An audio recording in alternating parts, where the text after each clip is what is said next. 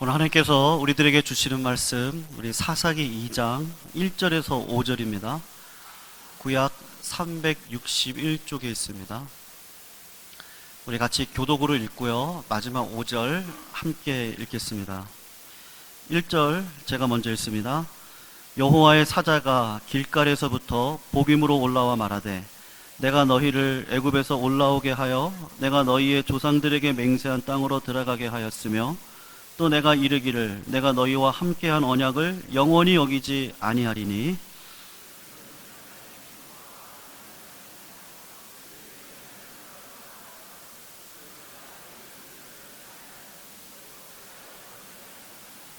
그러므로 내가 또 말하기를 내가 그들을 너희 앞에서 쫓아내지 아니하리니 그들이 너희 옆구리에 가시가 될 것이며 그들의 산들이 너희에게 올무가 되리라 하였노라.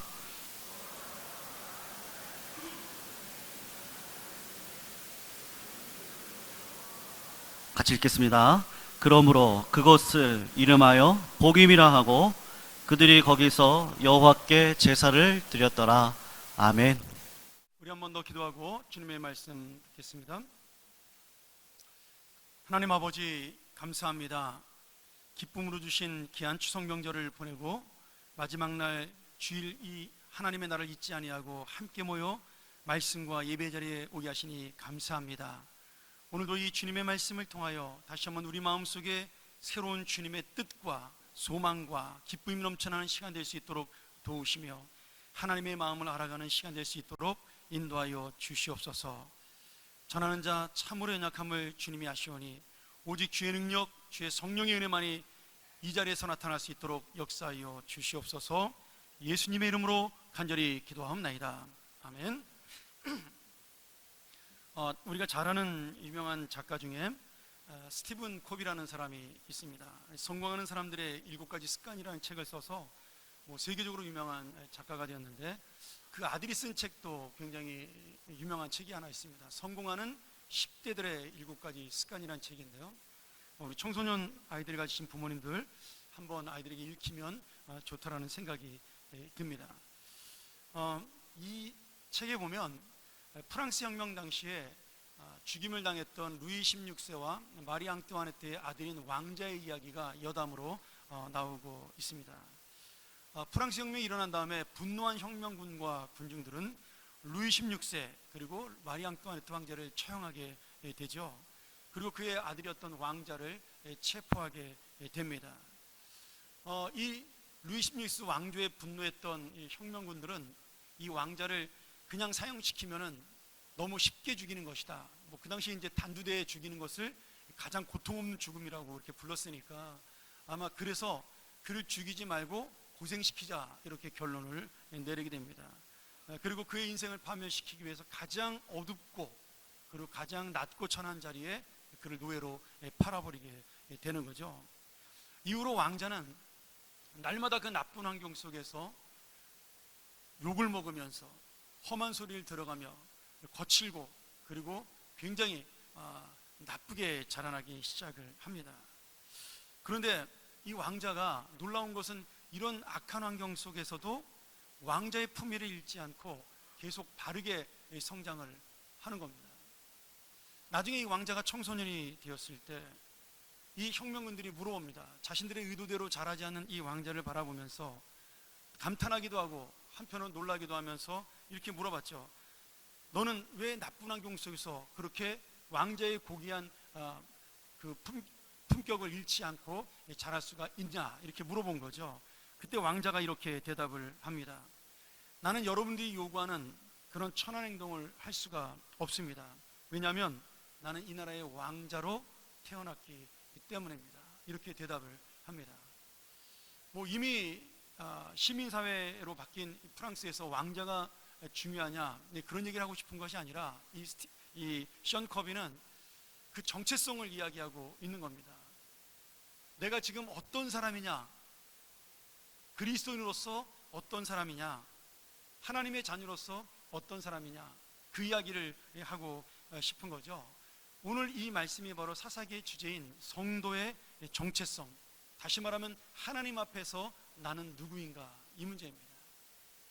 사사기의 주제를 굉장히 우리가 여러 가지로 볼 수 있는데 두 가지의 말씀으로 이 사사기의 주제를 정리할 수가 있습니다. 사사기 17장 6절인데요. 우리 한번 화면에 같이 보실까요? 같이 한번 읽도록 하죠. 자, 시작. 그때는 이스라엘의 왕이 없으므로 사람마다 자기 소견에 옳은 대로 행하였더라. 우리 하나만 더 보도록 합니다. 21장 25절입니다. 자, 같이 읽습니다. 그때 이스라엘의 왕이 없으므로 사람이 각각 그 소견에 옳은 대로 행하였더라. 같은 말씀을 지금 17장 사사기의 가장 타락한 시대를 설명하는 그 17장 이후에 두 번에서 말씀해 주면서 마지막 결론을, 사사기의 결론을 이 자기 소견에 옳은 대로 행하였다라고 그렇게 사사기서를 끝을 맺습니다. 사사기의 마지막을 강의하면서 제가 이 말씀을 한 번 더 드리겠지만 이 두 구절 왕이 없으므로 이 말씀에 이 사사기서의 핵심이 있다라는 거죠. 자, 사사시대는 가장 이상적이고 그리고 가장 평등한 사회였습니다. 세상 역사에 왕이 없는 시대가 거의 없는데 이 사사시대가 왕이 없던 시대였습니다. 400년 동안 왕이 없었죠. 하나님께서 이스라엘 백성을 모세와 여호수아의 인대로 가나안 땅에 들이신 다음에 그들을 지파별로 땅을 나누어 주었습니다. 그리고 하나님은 그들에게 왕을 주지 않고 그들 스스로가 서로 간에 잘 협력해서 살 수 있도록 율법을 주시고 그 율법을 교육할 수 있는 레위인들을 그 곳곳마다 보내주신 거죠. 그리고 왕이 없는 대신에 그 지파 중에 가장 어른은 누구냐면 존경받는 나이 많으신 선배가 그 지파를 다스린다기보다는 통제하는 그런 역할을 감당하게 되었습니다. 그러니까 지금 이 사사시대는 어떻게 보면 평등사회인 거죠. 지금도 없는 가장 이상적인 사회입니다.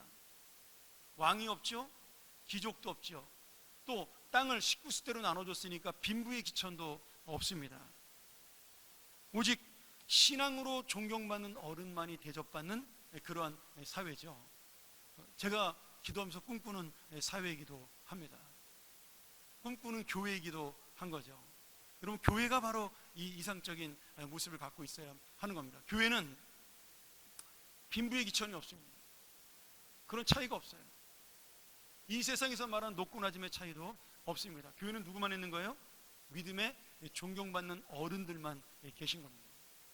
그분들이 대접받는 것이 교회가 돼야 한다는 거죠. 그분이 사회에서 무엇을 하던 죄만 짓지 않는다면 인격적으로 존경받고 희생하고 섬기는 어른이 우리 교회에서는 존경받는 것, 그것이 바로 참되고 가장 이상적인 교회의 모습입니다. 사실은 장로님이라는 말 자체가 우리나라에 들어와서 유교 사회에 들어오면서 이게 수직적인 구조로 이상한 단어로 좀 바뀌긴 했지만 성경에서의 장로라는 단어가 바로 그런 뜻입니다. 가장 연세 많으신 어르신을 공경하는 단어였고 또 그 어르신의 말씀 앞에 순종하는 그런 단어였습니다. 그것은 계급이 아니라 존경과 서로에 대한 배려의 문제라는 거죠.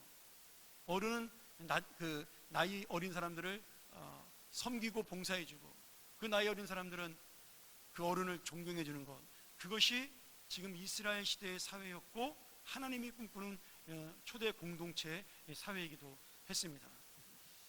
사실 우리 교회에서 가끔 가다가 이제 요즘에는 우리 어른들도 깨어 있어서 그런 얘기하는 분이 없지만 제가 젊은 시절만 하더라도 우리 나이 많으신 어르신들이 젊은이들 보고 쟤네들 인사를 안 한다고, 인사 좀 가르치라고 제가 청년부 가르칠 때 그런 저한테 책망을 몇 번 하신 분도 있었습니다. 여러분, 젊은이는 여러분에게 인사하지 않습니다. 인사는 누가 하는 거예요? 저희가 하는 겁니다. 저희가. 젊은 아이들은 모르는 사람에게 절대 인사하지 않습니다. 그 아이들이 인사하는 사람은 유일하게 어떤 사람이에요? 자기에게 먼저 찾아와서 말 걸어주는 사람입니다. 여러분, 요새 회사 다니면 저희 친구들이 다 이제 보통 부장 이사들 할 거 아니에요? 제 나이 또래니까. 근데 신입사원들이 예전 같으면 자기네들 회사에 들어가면 앞에서 나이 많은 사람이 오면 무조건 안녕하세요 인사했다 그래요. 근데 지금 젊은 애들은 자기가 같은 부서 얼굴 아는 그 이사님이 아니면 인사도 안 한대요. 근데 그게 정상인 거죠. 근데 인사하는 젊은이들이 있어요. 어떤 젊은이냐면 내가 휴게실에서 커피 한 잔 사주면 그 다음날 만나면 인사한다. 네, 그럽니다. 여러분, 교회도 마찬가지죠. 우리 장로님, 권사님, 집사님들이, 어르신들이 마당에서 놀고 있는 청년들한테 와서 야, 너 많이 컸다 한 번만 안채시면요, 그 다음 주에 바로 인사합니다. 여러분, 요새 젊은 애들 저한테도 인사 안 합니다. 담임 목사한테도 인사 안 해요. 제가 가서 아는 체 하지 않는 이상. 그게 뭐예요? 그게 교회입니다. 교회는 우리가 먼저 가서 인사하는 겁니다. 그게 존경받는 어른인 거죠. 자, 이거는 뭐 저희가 이제 재밌자고 하는 얘기고요. 저는 우리 교회가 그런 교회가 됐으면 좋겠다라는 생각을 해봅니다. 그런데 여러분, 이 사사시대가 왕이 없다라고 지금 표현이 되어 있는데, 이것은 사실 반어법적인 표현입니다. 하나님께서 안타까워서 주신 말씀이죠. 진짜 왕이 없었나요? 아닙니다. 왕이 있습니다. 누가 왕이죠? 하나님이 왕이십니다. 하나님은 당신이 직접 이스라엘을 통치하기를 원하셨어요. 무엇으로? 율법으로요. 하나님의 사랑으로요. 그러니까 왕을 세우지 않은 것인데, 이스라엘 사람들은 보이는 왕이 없으니까, 하나님이 보이지 않으니까 그들이 우상을 섬기면서 각각 자기의 생각대로, 자기의 마음대로 지금 행동했다라고 말씀하고 있는 겁니다. 오늘 여러분, 이 왕의 의미를 잘 아셔야 됩니다. 내가 내 마음대로 움직이는 그 순간에 하나님은 더 이상 우리의 주인도 왕도 아닙니다. 교회를 다녀도, 예배를 드려도, 봉사를 해도 아무 의미가 없는 거죠. 내 인생의 주인이 누구냐를 우리가, 내 정체성, 다시 말하면 나는 하나님 앞에서 누구인가를 깨닫지 못하면 우리는 더 이상 하나님을 왕으로 모시는 자가 아니라는 거죠. 자, 그러니 이 왕이 없었다는 말은 지금 이스라엘 백성들의 불신앙을 책망하는 말씀입니다. 결국 하나님의 사랑을 잊어버리고 자기들의 생각, 자기들의 견해, 그리고 자기들의 욕심대로 살았다, 이런 의미를, 왕이 없었기에 그들이 자기 생각대로 살았다라고 표현하고 있는 겁니다. 자, 이렇게 살던 이스라엘 백성은 400년 동안 사실은 가장 이상적이고 가장 평등사회고 가장 좋은 세상을, 우리가 말하는 신앙의 암흑기로 보낸 것이 이 사사시대의 400년입니다. 7번의 이스라엘 백성들은 타락을 하고 그 다음에 심판을 받습니다. 이방인들에 의해서. 그리고 회개를 합니다. 하나님의 징계를 먼저 받죠. 그리고 회개를 합니다. 그럼 하나님이 또 사사를 보내서 구원해줘요. 이렇게 타락하고 징계받고 회개하고 구원받고, 이런 모습을 7번 반복하면서 사사시대 400년을 보내게 되는 겁니다. 참 어리석은 백성들이죠. 한 번도 아니고 7번이나 이런 삶을 반복한다라는 겁니다. 오늘 그래서 이런 의미로 사사기는 언제든지 자기의 욕심을 채우기 위해 악해지는 사람의 연약함과, 그럼에도 불구하고 끝까지 붙들어 주시는 하나님의 사랑. 여러분, 여기 7번이나 하나님이 반복되는 인생 속에 정말 제 성격 같았으면 그냥 다 때려 부시고 새로운 나라 세울 텐데, 하나님이 7번이나 얘네들을 받아주잖아요. 그리고 결국은 그들이 원하는 대로 왕을 세워주잖아요. 마지막 사사 사무엘을 통해서. 그게 무엇입니까? 끝까지 우리를 붙들어 주시는 하나님의 사랑을 보여주는 것이 또한 사사기라는 거예요. 이 7번의 역사는 단순히 숫자를 말하는 게 아니라 끝까지 내가 너를 구원하겠다, 끝까지 내가 너를 사랑하겠다, 끝까지 내가 너를 변화시키겠다라는 하나님의 열심을 보여주는 겁니다. 그런데 이 말씀을 우리가 오해하시면 안 됩니다. 자, 사랑하는 여러분, 우리의 죄와 우리의 욕심, 그리고 하나님의 사랑이 땅 부닥치면 누가 이길까요? 우리의 죄와 하나님의 사랑이 부닥치면 당연히 하나님의 사랑이 이깁니다. 그러면 우리가 이렇게 생각할 수 있죠. 잘못 살아도 하나님께서 끝까지 붙드시니까 우리도 대충 살자, 이렇게 생각하면 곤란하다라는 거예요. 이스라엘 백성들이 그렇게 사는 거거든요.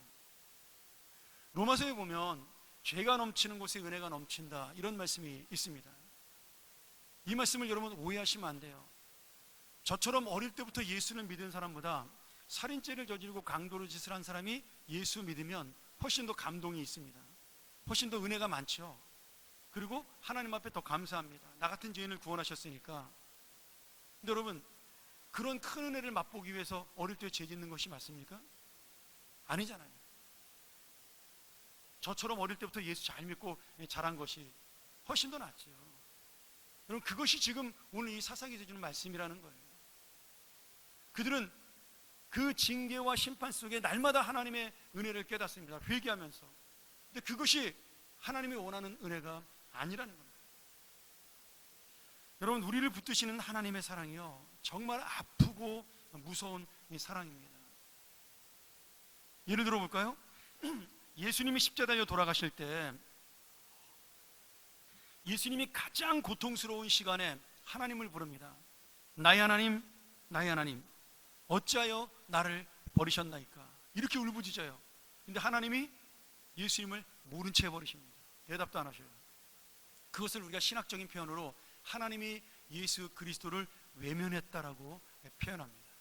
왜 그렇습니까? 지금 죽는 예수 그리스도는 우리의 죄 때문에 죽는 것입니다.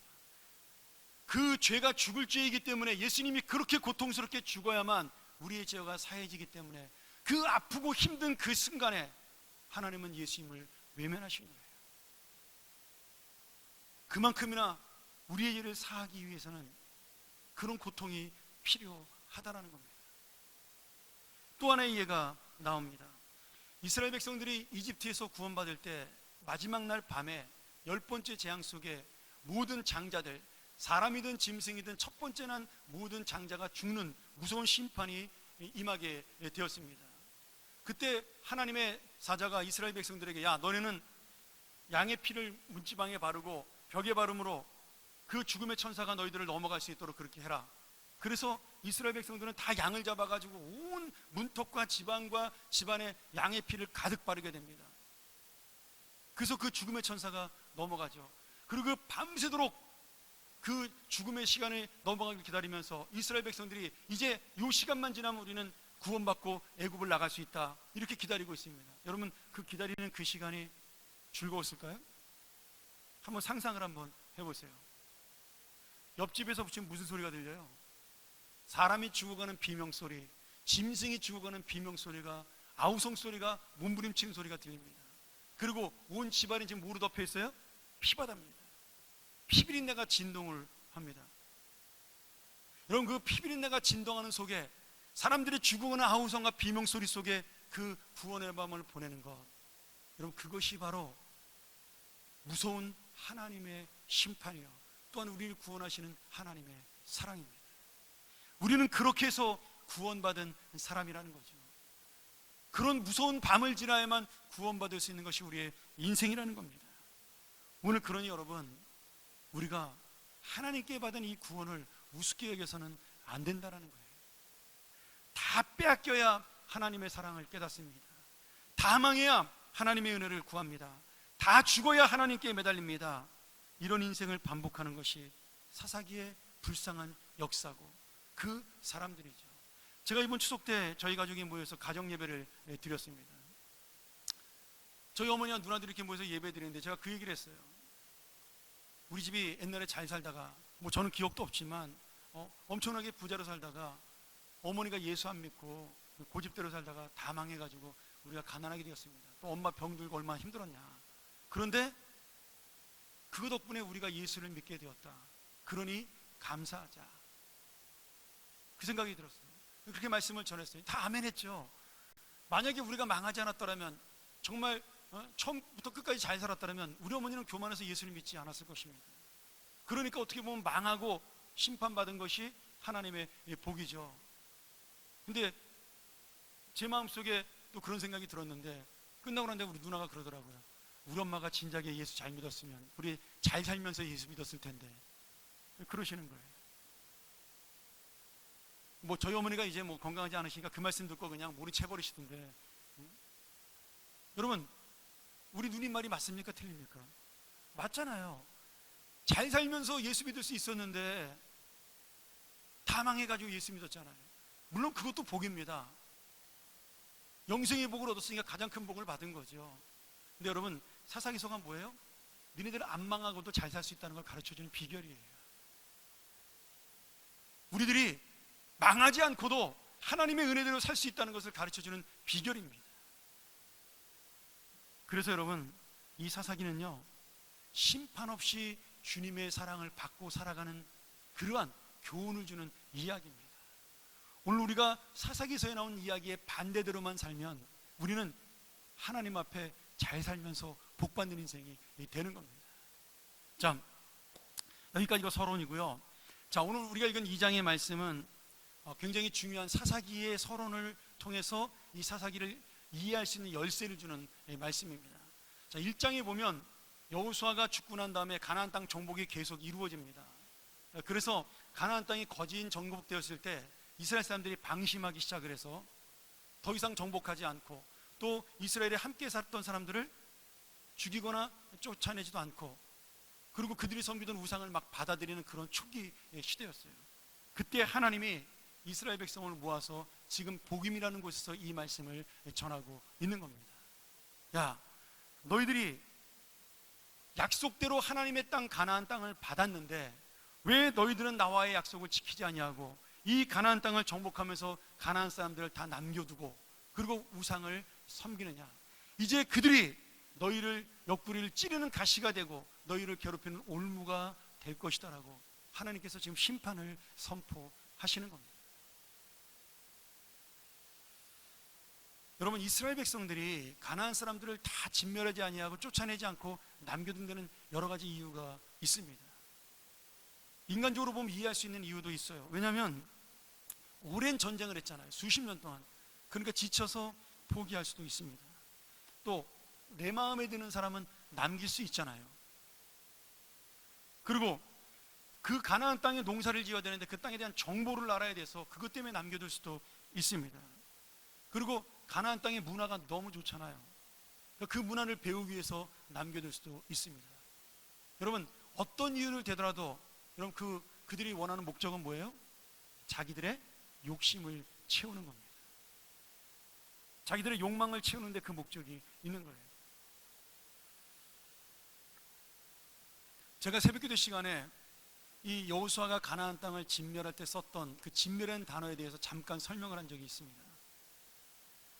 그 진멸이라는 단어를 히브리어로 헤렘이라고 씁니다. 헤렘. 그런데 말이죠, 이 헤렘이라는 단어가 진멸하다라는 뜻도 있는데 그 안에 숨겨진 또 하나의 뜻이 있습니다. 바친다라는 뜻이 돼 있어요. 그러니 이스라엘 백성이 지금 가나안 땅을 진멸하는 것은 단순히 그들을 심판하고 쫓아내는 것으로 끝나는 것이 아니라 그 땅을 하나님의 것으로, 거룩한 땅으로 바친다라는 의미가 담겨져 있는 겁니다. 그런데 여기에 놀라운 의미가 담겨져 있는데요, 만약에 내가 하나님 앞에 진정한 헤렘을 하지 못하면, 하나님이 주신 것을 가지고 내가 하나님 앞에 바치지 못하면 하나님은 내가 헤렘되게, 내가 진멸되게, 내가 바쳐지게 만드신다는 겁니다.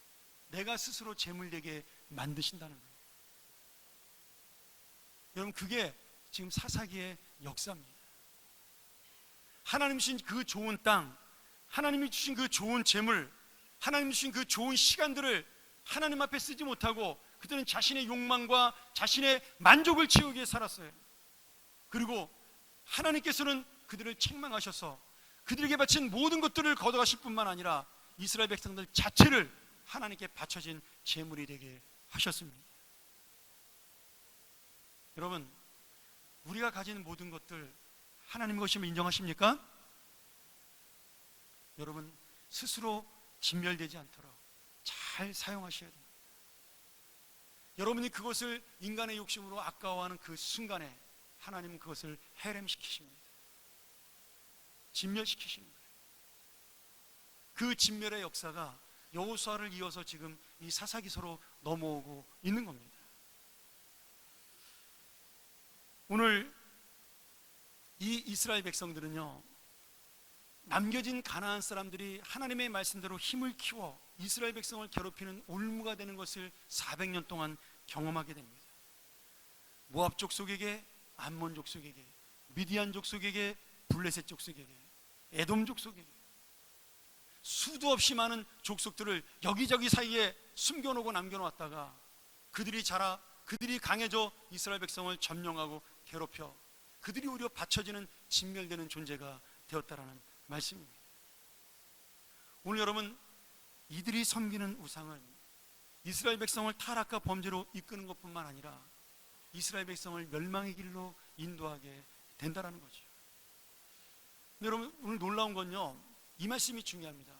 이스라엘 백성들의 반응에, 이 하나님의 책망을 듣고 이스라엘 백성들이 엄청나게 반응을 합니다.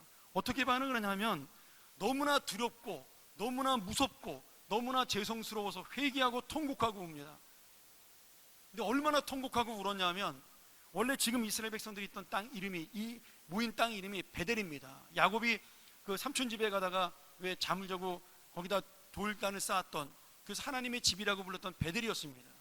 그런데 이스라엘 백성들이 너무 여기서 울고 통곡해가지고 그 땅 이름을 뭐로 바꿔요? 복임이라는 이름으로 바꿉니다. 이 복임의 뜻이 뭐냐면 통곡하는 자들이란 뜻이에요. 땅 이름을 바꿀 정도로 울었어요. 그리고 회개했습니다. 근데 사사기서 전체에서 이 통곡 한 번으로 끝이 납니다. 그리고 그들의 타락과 그들의 욕망은 시작이 되는 거죠. 한 번 울고 모든 것이 끝났습니다. 그것으로 자기의 신앙생활이 위로가 되었고 자기의 신앙이 힘을 얻었고 그것으로 자기는 하나님께 할 일을 다 했다라고 외치며 돌아가 과거로 그리고 죄악으로 들어가게 된 것입니다.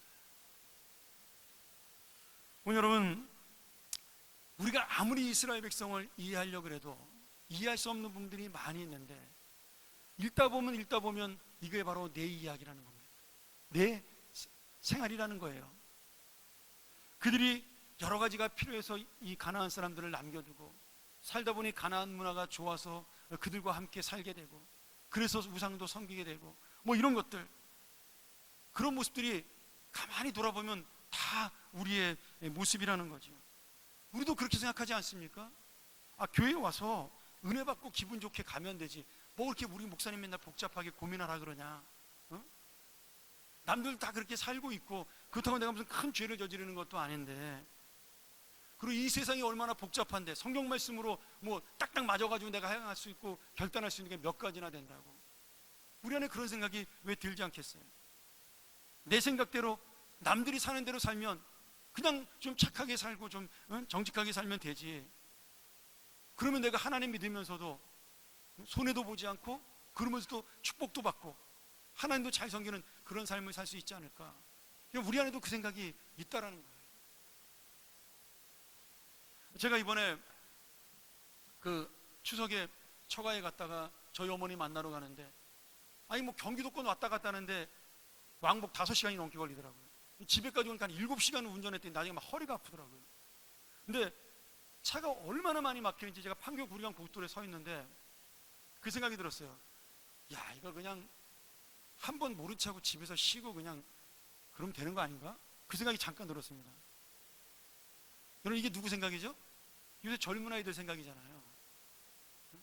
미리 가서 인사하고 뭐 그리고 꼭 추석날 모여야 되냐, 아무 때나 모이면 되지, 이런 생각이잖아요 다. 근데 이게 뭐냐면 여러분, 우리가 길이 막혀서 가족을 만나러 가지 않는 거, 여러분 그게 편리함과 현실적인 것은 될지 몰라도 여러분 그 가족이 모이는 이유가 무엇이에요? 하나님이 주신 그 가족의 사랑, 공동체의 하나됨, 그리고 부모님에 대한 효도가 담겨 있는 거잖아요. 그 어떤 가치와도 바꿀 수 없는 것인데 우리는 육체적인 가치로 그것을 자꾸 바꾸려고 그러는 거죠. 그것을 자꾸 잊어버리게 된다라는 거예요. 저도 그러니까.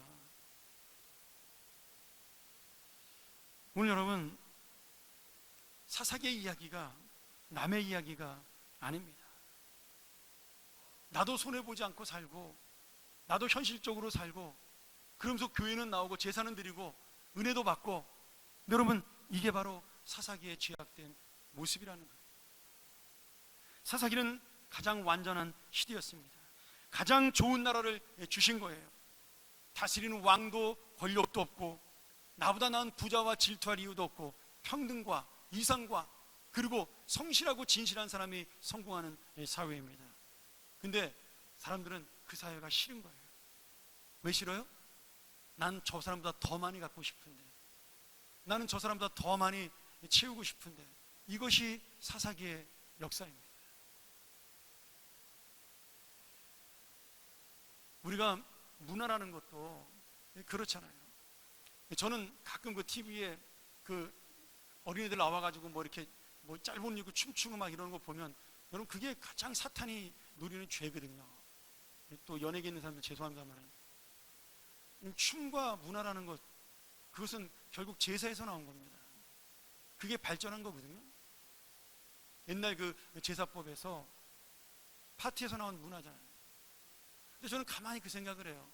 왜 가수가 노래만 잘하면 되지 굳이 짧은 치마 옷 입고 나와서 노래를 해야 되나? 그러니까 여러분 복면가왕 보세요. 복면가왕. 응? 노래만 잘하면 가수가 중요한 겁니다. 그게 뭐냐면 사탄이 우리의 말초신경을 자극해서 이 땅을 더러운 문화로 덮는 것입니다. 언제부터 우리가 가수가 그렇게 예쁘고 또 아니면은 짧은 옷 입고 나와야 인기가 있습니까? 이게 이 세상을 자기들이 원하는 문화로 만들어가는 사탄에 놀아나는 거죠. 근데 우리는 자기도 모르게 하나하나 그에 들어가는 겁니다. 그것이 죄인 줄도 모르게 되는 거죠. 사사기가 바로 그런 문화예요. 바알가세라를 섬기면 부자가 된대. 아, 그래? 나도 한번 믿어볼까? 뭐 부자가 되든 안 되든 믿져야 본전 아냐. 이런 식의 사고가 하나씩 하나씩 들어가서 이스라엘 백성을 점령하게 된 것입니다. 야, 골치 아프게 그렇게 복잡한 제사 안 지내도 되는데 뭐 피 흘리면서 뭐 제사를 지내냐. 즐겁게 파티하면 되지. 먹고 마시고 놀면 그게 제사라는데. 그러면서 타락하는 것이 이 사사기입니다. 사랑하는 여러분, 이스라엘 백성은 조금 더 가지려는 욕심에 풍요의 우상을 섬겼고요, 조금 더 재미있게 살려는 욕심에 쾌락의 우상을 섬기게 됩니다. 결국 누가 왕이 되고 싶어요? 자신이 왕이 되고 싶은 거예요. 내 마음대로 살고 싶은 겁니다. 지금 세상은요, 그걸 좋은 세상이라 그래요.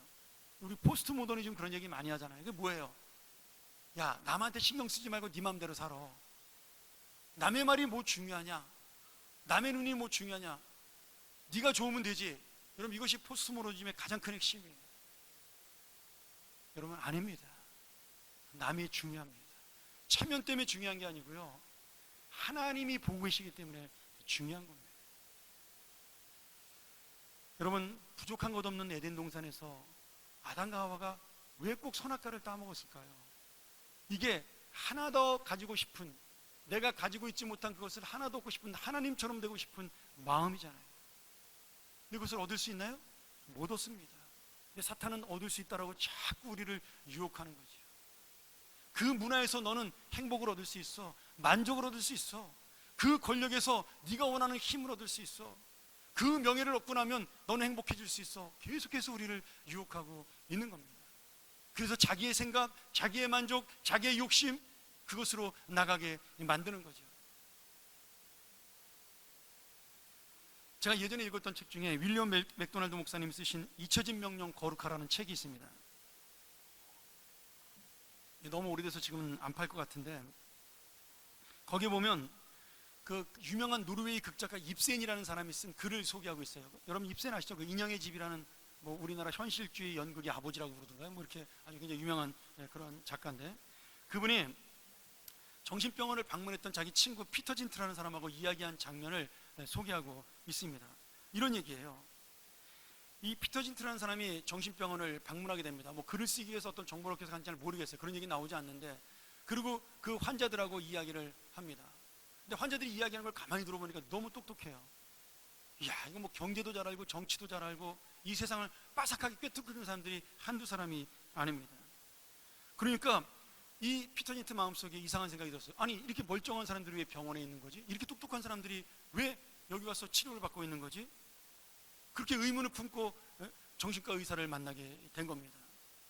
그래서 물어봤죠. 선생님, 제가 볼 때 이들은 다 똑똑하고 정상적인 이야기를 하고 있는데 왜 미쳤습니까? 근데 의사 선생님이 그래서 그들이 분명히 미친 겁니다, 이렇게 대답을 하시는 거예요. 아니, 이게 무슨 말씀이세요? 자, 선생님 잘 보세요. 저들은 지금 정상적인 이야기를 합니다. 상황에 대한 분별력도 있고요, 그리고 놀라운 지식을 지금 이야기하고 있습니다. 근데 여러분 보세요. 저들은 자신의 이야기만 하고 있습니다. 잘 보십시오. 아무도 다른 사람의 이야기에 귀를 기울이거나 대답하지 않습니다. 그들은 오직 자신의 이야기만 지금 하고 있는 겁니다. 정치 이야기를 해도 자신의 이야기, 경제 이야기를 해도 자신의 이야기, 사회에 대한 이야기를 해도 자신의 이야기, 가족의 이야기를 해도 자신에 대한 이야기. 아무도 다른 사람의 이야기는 듣지 않고 있습니다. 그들은 다 자기 자신에게 미쳐있는 사람들입니다. 사랑하는 여러분, 오늘 자기 자신에게 미쳐있는 이 사람들은 누구일까요? 사사기는 다들 똑똑하고 자신의 미래를 위해 계획하고 열심히 사는 사람들의 이야기입니다. 모두 자신의 소망과 비전을 가지고 꿈꾸며 살아가는 사람들의 이야기예요. 그러나 다 자신에게만 미쳐있는 사람들의 이야기입니다. 그런데 병원에 있는 사람들은 행복해요. 여러분 그거 아시죠? 가보셨나요? 병원에 있는 사람들은 행복합니다. 다들 행복해요. 그런데 하나님의 정상적인 우리는 미쳐있으면 행복하지 않습니다.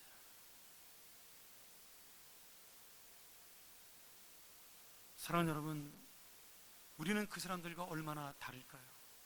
지금 이 세상에 이야기하는 것은 오직 자기의 감정, 자기의 정치, 자기의 자식, 자기의 돈뿐입니다.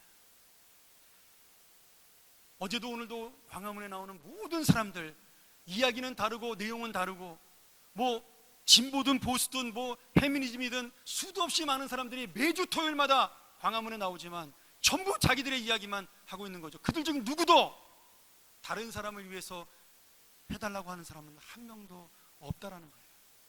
여러분 그분들이 틀리다라고 이야기하는 것이 아닙니다. 그것이 우리들의 마음이라는 거예요. 그래서 이 땅이 행복해지나요? 그래서 이 땅이 변화가 되나요? 그래서 이 땅이 더 나아가고 발전하나요? 천번의 말씀입니다.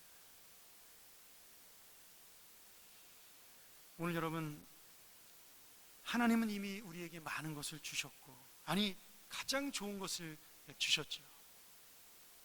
그런데 더 가져도 그만이고 안 가져도 그만인 것을 향하여 우린 지금도 날마다 미친 듯이 달려가고 있는 겁니다. 그것을 어떤 사람은 성실이라는 단어로 포장을 하고, 그것을 어떤 사람들은 열심이라는 단어로 포장하지만 결국 그 안에는 자기 자신을 위한 욕망으로 가득 찬 인생이지요. 오늘도 우리는 복음의 이스라엘 사람들처럼 말씀을 듣고 울 수 있고 감동받을 수 있고 하나님 앞에 돌이킨다라고 통곡할 수 있습니다. 그런데 여러분, 이것은 믿음의 끝이 아니라 믿음의 시작입니다. 진짜 중요한 것은 눈물의 믿음이 아니라 삶으로 나아가는 믿음. 내 생각, 내 감정의 격동을 넘어 하나님을 진정한 토기장이요 내가 그릇이라고, 내가 진흙이라고 인정한다면 내가 원하는 그릇이 아닌 하나님의 말씀 앞에 순종하는 그릇으로 빚어지기를 원하는 그러한 삶, 그것이 바로 사사기를 넘어 하나님의 자녀로 살아간 우리의 정체성입니다. 오늘 여러분 다시 한번 이 말씀을 통하여 내가 하나님 앞에 누구인가를 깨닫고 하나님의 말씀 앞에 정상적인 삶, 하나님의 말씀 앞에 상식적인 삶, 하나님의 진리 앞에 우리가 바로 사는 삶을 통하여 다시 한 번 더 하나님의 말씀을 가지고 나아가는 믿음의 용사들, 진리의 용사들이 되기를 주의 이름으로 축원합니다. 우리 같이 한번 이 시간 기도하겠습니다. 이 말씀 기억하면서 우리 한번 통성으로 기도하죠. 하나님, 내 마음은 항상 이렇게 달려갈 수밖에 없는 연약한 인생입니다. 그러나 7번 넘어져도 8번 일으키시는 하나님의 은혜를 가지고 다시 한번 주님의 마음을 담는 자가 되게 하여 주시옵소서.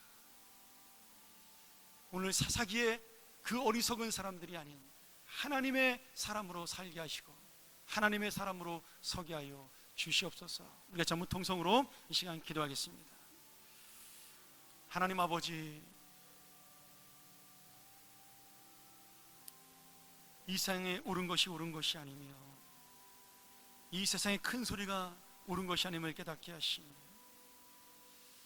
아버지 하나님, 하나님의 말씀 앞에 엎드려 하나님의 소리를 우리가 옳은 소리로 듣고 기울일 수 있는 우리의 믿음 되게 하여 주시옵소서. 이 세상을 변화시키고 내 인생을 바꾸는 것은 오직 하나님의 은혜임을 기억하오니 주님이 오늘도 이 말씀을 가지고 다시 한번 우는 자를 넘어 사는 자로, 행동하는 자로, 그리고 하나님 앞에 실천하는 자로 나가게 하여 주시옵소서.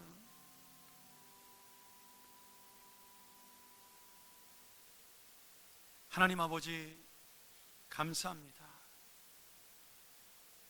우리 모두는 무엇이 옳은지를 모르고 무엇이 진리인지를 모르고 살면서 큰 소리가 날 때마다 쫓아가며 이 소리가 좋다 할 때마다 쫓아가는 그런 인생임을 고백하오니, 아버지 하나님, 이 소리도 저 소리도 아니고 오직 주님의 진리 앞에 머리 숙이는 인생 되게 하여 주시옵소서.